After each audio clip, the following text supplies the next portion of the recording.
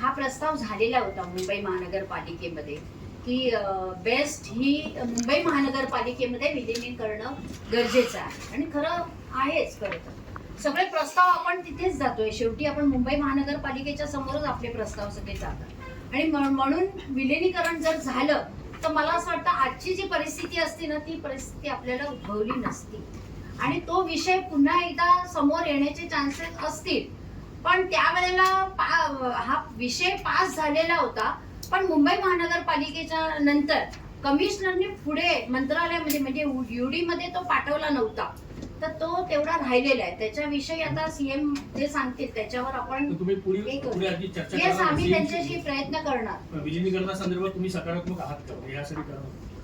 Madam दिन प्रतिदिन जो एक्सीडेंट बढ़ते जा रहे हैं, सबसे ज्यादा इसमें बैटरीज बसों के मामले आ रहे हैं. पिछली मीटिंग में आपने कहा इसमें सबसे ज्यादा मातेश्वरी के एक्सीडेंट और जो इश्यूज आ रहे हैं मातेश्वरी के बसों में आ रहे हैं. तो आप लोग ने उनके ऊपर कोई जुर्माना लगाया है? तो कितना जुर्माना लगाया है, क्या कार्रवाई की है अब तक? क्योंकि आज एक एक्सीडेंट होता है, 2 दिन बाद वो मामला कहीं और हो जाता है, कोई और एक्सीडेंट हो जाता है. तो अभी तक कितनी कार्रवाई की गई है?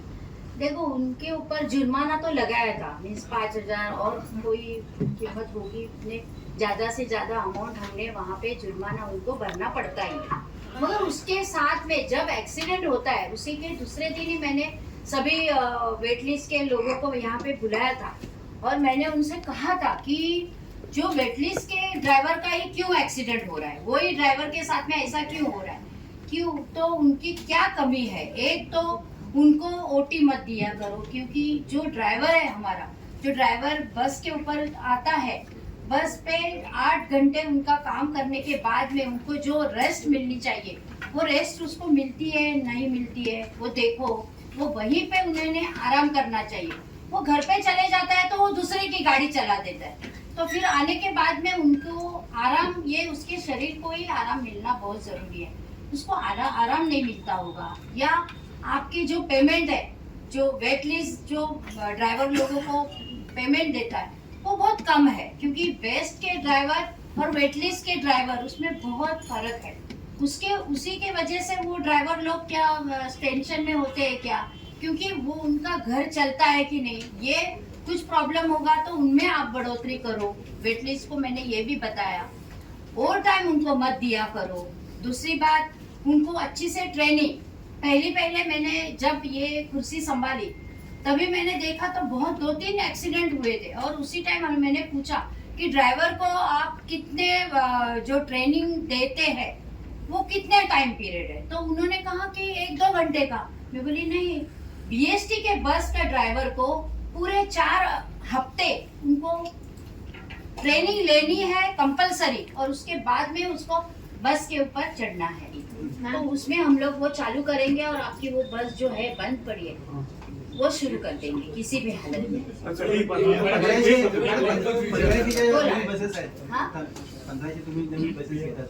पण त्याचबरोबर डबल डेकर बसची सुद्धा मागणी प्रवाशांकडून होत होती, त्याचा काय विचार आहे? आपण ऑलरेडी आपण 150 बस डबल डेकरचे आपला प्रस्ताव आहे आणि तो ऑन दी वे आहे. म्हणजे त्या लवकरात लवकर त्याही बसेस येणार. त्याच्यामध्ये मी पण एक विषय त्यांना मांडलेला आहे की त्याच्यात 5 बसेस आपल्याला ओपन बस पाहिजे. कारण का पूर्वी कसं बर्थडे सेलिब्रेशन या अजून काय कार्यक्रम ओपन बस मध्ये व्हायचे आणि त्याच्यापासून आपल्याला रेव्हेन्यू चांगला येत होता बीएसटीला. आणि म्हणून आपण त्या 5 बसेस ओपन बस म्हणून आपण घेतो आहोत की जेणेकरून त्या ठिकाणी त्या बसेसही नरिमन पॉइंट या चांगल्या एरियामध्ये म्हणजे त्या चालतील आणि त्या ठिकाणी रेव्हेन्यू आपल्याला मिळेल. दिवाळीपूर्वी आणण्याचा प्रयत्न करतोय आणि येणार डबल डेकर बस. मॅडम, तुम्ही आगारांचा कायापालट करण्याचं जे सादरीकरण झालं होतं सीएम समोर केलं होतं त्यावेळेला तुम्ही सुद्धा होता. हो मी होते. त्यावेळेला त्या सगळ्या चर्चा झाल्यानंतर तुम्ही सीएम सोबत चर्चा केली नाही, त्या प्रोसेस लागू शकतो तसा प्रोसेस ते तर आहे. आपण त्या प्रोसेस मध्ये जाणार तर आहोतच, किंवा आपण आपल्याला शासनाकडून आपल्याला अनुदान मिळण्याचे चान्सेस आहेत. कारण का आमचे सन्माननीय मुख्यमंत्री आणि आमचे उपमुख्यमंत्री दोघंही म्हणजे पॉझिटिव्ह आहेत की त्यांनी सांगितलेलं आहे की आपल्याला कशाही प्रकारे आपल्या स्वमालकीच्या बसेस हे घेणं भाग आहे. आणि म्हणून मला असं वाटतं त्यांच्याकडूनही अनुदान मिळाले तर मला असं वाटतं लवकर आपण घेऊ.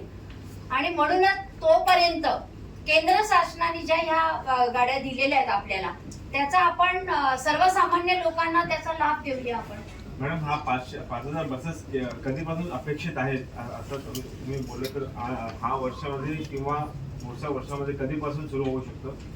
आपण ह्या बसेस लवकरात लवकर घेण्याचे आम्ही प्रयत्न करणार आहोत. कारण का जो आम्हाला फटका पडला, जो स्ट्राईक झाली, त्याच वेळेला मी स्वतः माझ्या मनाशी आणि मी आमच्या मेंबर्सना म्हणाली की वेटलिस्टच्या गाड्या ह्या कमी करून स्वमालकीच्या गाड्या ह्या घेणं भाग आहे आपल्याला, आणि त्याच्या मागे आम्ही लागून लवकरात लवकर आणण्याचा प्रयत्न करणार. असं असेल तर का हा 1500 बसेस का घेतात? कारण तुमचा एक्सपिरियन्स पण वेटलिस्ट मध्ये बरेच काय चुकी घडल्या आतापर्यंत, आणि ऍक्सिडेंट वाढलाय बरेच काय आहे, त्यासाठी 1500 बसेस का घेतात? हे काय आहे, आपण वेटलिस्टच्या ज्या गाड्या आहेत त्याच्या मागचं कारण आपण ऑलरेडी लॉस मध्ये जातोय ना, अशातला भाग नाही.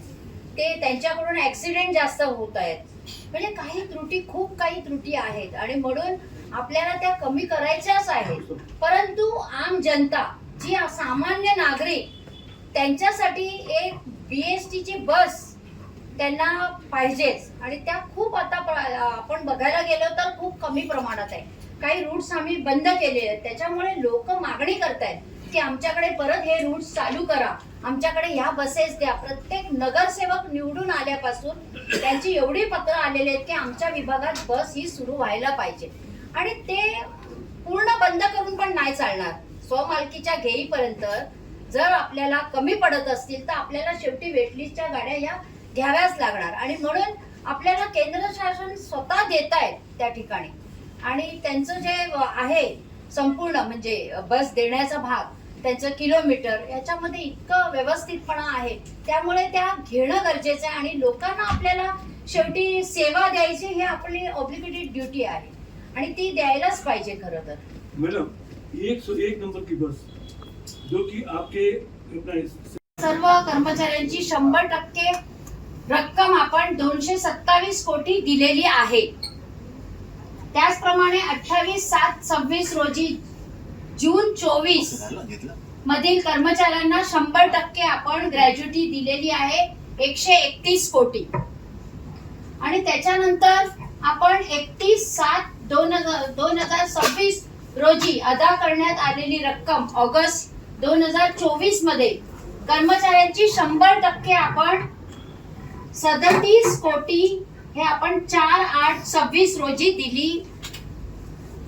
देणार म्हणजे आहोत. आता 4 ऑगस्ट म्हणजे आजच 4 ऑगस्ट आपण 37 कोटी, आणि तसेच पुढील 2 दिवसात म्हणजे सप्टेंबरची 100% रक्कम 35 कोटी अदा करण्यात येणार आहे.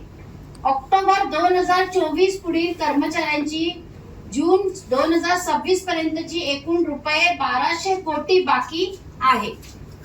अशा प्रकारे आपण हे 500 कोटी आपण हे वितरित केलेले आहेत. त्याच्यात आपण 461 कोटी ऑगस्ट 2024 पर्यंत वाटण्यात आले, आणि त्याचप्रमाणे आपण पुढील 15 दिवसात ही रक्कम देखील देण्यात येईल. अशा प्रकारे आपण 500 कोटी आपल्या कर्मचाऱ्यांची जे हक्काची ग्रॅज्युटी होती ती आपण देतो आहोत, आणि त्याचं समाधान खूप आहे. म्हणून आज मी पत्रकार परिषद घेतली, आणि ह्याचं जास्तीत जास्त श्रेय आमचे मुख्यमंत्री आणि उपमुख्यमंत्री एकनाथजी शिंदे यांनाच जात आहे. कारण का शेवटी त्यांचं ध्येय एवढंच आहे की कर्मचारी हा आपला आहे, कर्मचारी हा कुठेही दुरावला गेला नाही पाहिजे, आणि कर्मचाऱ्यांनी केलेली जी कामं आहेत 35-40 वर्ष, त्यांच्या हक्काची ग्रॅज्युटी ही कर्मचाऱ्याला मिळायला पाहिजे. राहिला प्रश्न 500 कोटी आपल्याला अजून यायचे बाकी आहेत. त्याच्यासाठी मी 2 दिवसापूर्वीच कमिशनर आमच्या BDM मॅडम यांना मी एक पत्र दिलेलं आहे की उरलेले जे 500 कोटी आहेत ते लवकरात लवकर रिलीज व्हावे, की जेणेकरून आमचे जे कर्मचारी आहेत बाकी त्यांनाही त्यांची ग्रॅज्युटी मिळायला पाहिजे, आणि ते पण वन स्टॉप म्हणजे 100%. आपण पूर्वी थोडी तुटक दिलेली होती, आणि त्याप्रमाणे आपण त्यांना ही ग्रॅज्युटी आता आपण 100% देऊन त्यांचं एक समाधान आपण करतो आहोत. दुसरा प्रश्न, आज जे BST ची मीटिंग होती, आज या BST च्या मीटिंग मध्ये एक निर्णय घेतला गेला की आपण 1500 गाड्या, बस गाड्या ज्या आपल्या केंद्र शासनाने म्हणजेच पंतप्रधान, सन्माननीय पंतप्रधान नरेंद्र मोदीजी यांचे मी खूप आभार मानते की त्यांनी ह्या बस गाड्या आपल्याला दिलेल्या आहेत आणि त्यांचा आज प्रस्ताव आपण या ठिकाणी पास केलेला आहे. येणाऱ्या कालावधीमध्ये आपल्याला ह्या बसेस मिळणार आहेत. या ईव्हीच्या गाड्या आहेत आणि ह्या 900 मीटर चालणाऱ्या मिडी बस आहेत आणि आपण ह्या घेतो. तर त्याच्यासाठी मी केंद्र शासनाचे मी खूप आभार मानते. त्याचप्रमाणे आपण सेवानिवृत्ती कर्मचाऱ्यांना बस पास, आपल्या सर्वांना माहिती आहे की 7 जून हा बेस्ट दिन आहे.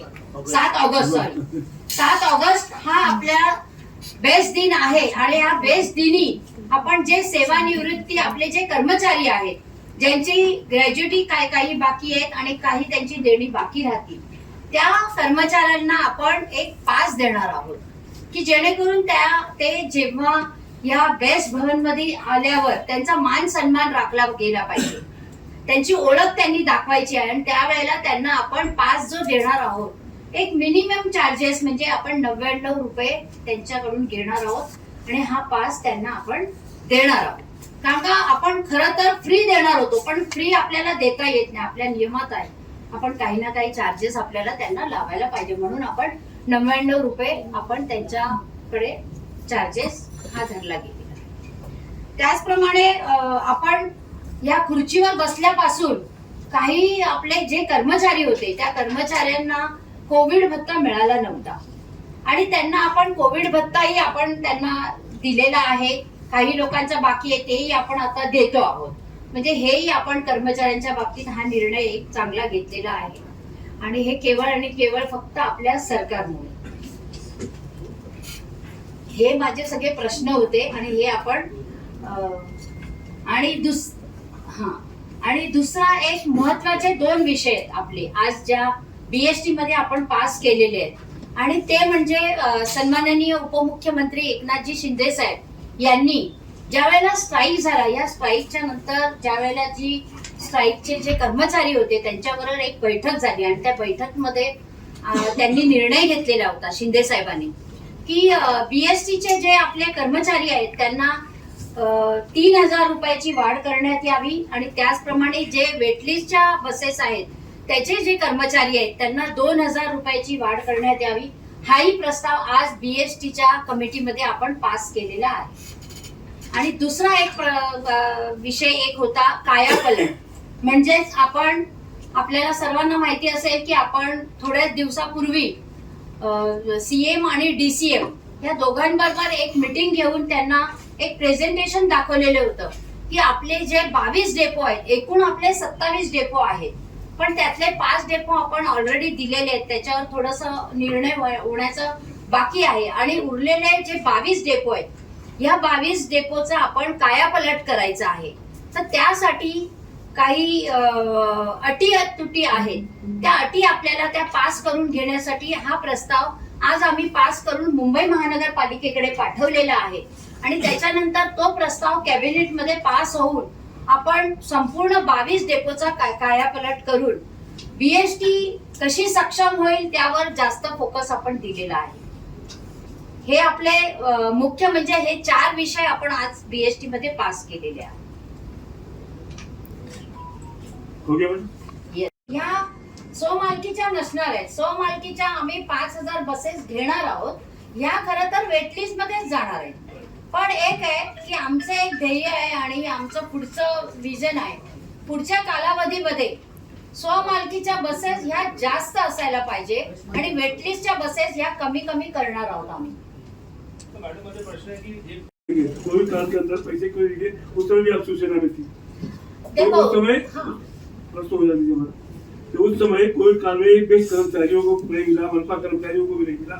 उस समय भी आप लोग का 22 तक आपकी सत्ता थी, तो उस समय आप न दे करके आज देने की बात आप भाजपा को आप धन्यवाद दे रही है, शिवसेना को न देने के बाद इसके लिए तो आप दोनों को धन्यवाद है बाबा। मैं क्या आप नहीं उस समय की शिवसेना अलग, क्या शिवसेना अलग है, दोनों शिवसेना डिफरेंस है।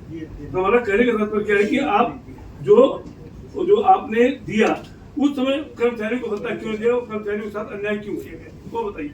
एक तो आप सभी को मालूम है कि 4 साल मुंबई महानगर पालिका नहीं थी। मुंबई महानगर पालिका इलेक्टेड होके नगर सेवक नहीं बैठे थे।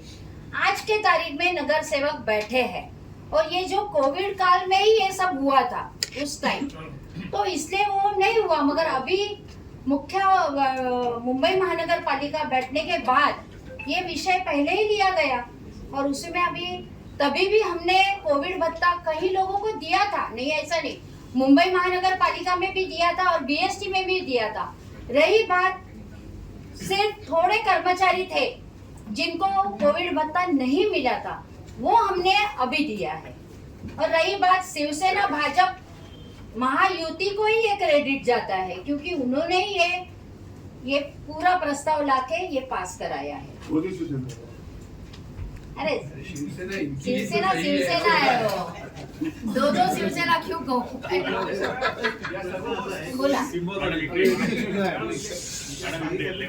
भाग्य मला खरं तर मिळालेलं आहे आणि हे निव्वळ केवळ आमचे सीएम सन्माननीय फडणवीस साहेब आणि उपमुख्यमंत्री आमचे एकनाथजी शिंदे साहेब ह्या दोघांच्या प्रयत्नांनी आपण मुंबई महानगरपालिकेतून 500 कोटी आपण ताबडतोब रिलीज करून घेतले। खरं तर बजेटमध्ये 1000 कोटीची तरतूद केलेली आहे आणि त्यातले 500 कोटी आपल्याला मिळालेले आहेत आणि ह्या 500 कोटी मधून आपण संपूर्ण हे 500 कोटी फक्त आणि फक्त कर्मचाऱ्यांची ग्रॅज्युटी आपण पूर्ण देणार आहोत आणि त्याप्रमाणे आपण त्यांची ग्रॅज्युटी द्यायला आपण सुरुवात केलेली आहे। त्यासाठी आपल्याला करणं फार गरजेचं आहे। आणि राहिला प्रश्न कर्मचाऱ्यांचा विषय, जो कर्मचारी जवळजवळ 35 वर्ष आपली सर्व्हिस करून तो कर्मचारी आणि त्या ठिकाणी आपण मला असं वाटतं नक्कीच यशस्वी होऊ आणि जास्तीत जास्त रेव्हेन्यू कसा जनरेट होईल त्याकडे जास्तीत जास्त आपण लक्ष देऊन आपण बेस्ट आपण सक्षम करणार आहोत। तुम्ही राज्य सरकारकडनं मदतीची अपेक्षा केली किंवा अनुदान याविषयी तुमचं काही बोलणं झालं, तुम्हाला किती अपेक्षा आहे सरकारकडून? नाही, मी स्वतः खरं तर आपले सीएम आणि डीसीएम दोघांनी हे केलंय की आम्ही नक्कीच अनुदान आपण देणार करायचे आपल्याला। त्यामध्ये आपण जवळजवळ 10,000 बसेस आपल्या उभ्या राहतील एवढे आपण त्याच्यामध्ये हे ठेवलेलं आहे। त्याच्यामध्ये संपूर्ण त्यांना म्हणजे आपले रेस्ट रूम होणार त्यामध्ये कॅन्टीन आपली उपलब्ध असणार आहे। दुसरं आमच्या ज्या म्हणजे क्वार्टर्स आहेत बीएसटीच्या, बरोबर ना, क्वार्टर्स आम्ही ते डेव्हलप करणार आहोत आणि त्या ठिकाणी पेन पार्क साठी पण आपण हे करणार आहोत। म्हणजे मग ते बेसमेंट मध्ये आम्ही पेन पार्कचं हे करू आणि त्याच्यातून जो FSI येणार आहे त्या FSI मध्ये आपण मला असं वाटतं आपण नक्कीच सक्षम होऊ आणि या सगळ्या भरतीचं पण आपण करणार आहोत।